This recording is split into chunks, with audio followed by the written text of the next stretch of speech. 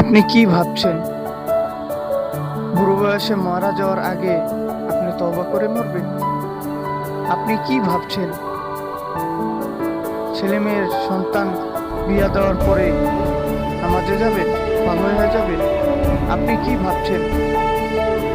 নাতি নাতনির দাদা, নাতি নাতনির নানা হওয়ার পরে আপনি মসজিদে যাবেন? আপনি কি ভাবছেন?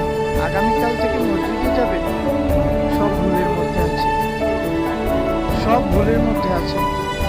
আপনি যে এই কাজগুলো করবেন তার গ্যারান্টি কি? আপনার এই ভাবনার গ্যারান্টি কি?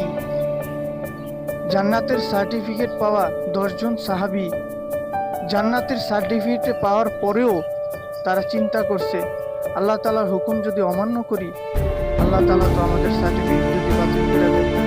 এই জন্য আসুন সবাই নামাজে আসুন।